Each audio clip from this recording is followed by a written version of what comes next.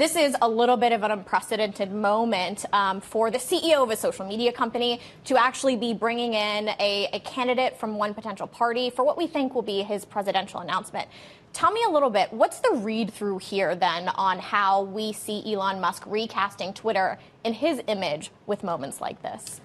Yeah, I mean, when Elon Musk first took over Twitter, part of his reason for acquiring the company was to sort of make it this free speech platform, a platform that was nonpartisan, that was open to a range of voices. But what we've seen over the past months is something entirely different.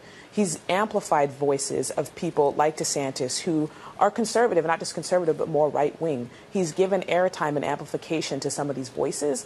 And by hosting DeSantis, by having an interview with him on the platform, that is implicit support for him. And Musk has even been vocal about supporting Republican lawmakers in the past. And so it really does paint this image of Twitter as a very partisan place, even though Musk has said otherwise.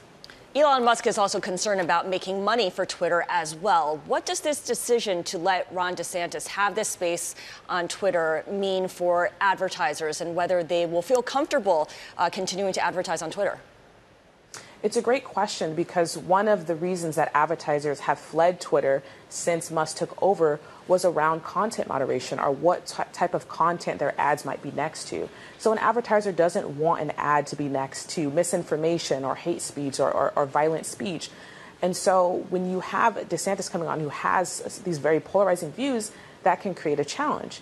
One example is Disney. Disney is one of Twitter's largest advertisers, and they're in a very public dispute with DeSantis right now over some legislation within Florida regarding being able to discuss sexual identity in schools, and then also over oversight of their parks. And so you can imagine that that might bring a challenge for Twitter if Disney is already in a big fight with DeSantis, and then Twitter is giving DeSantis this sort of platform.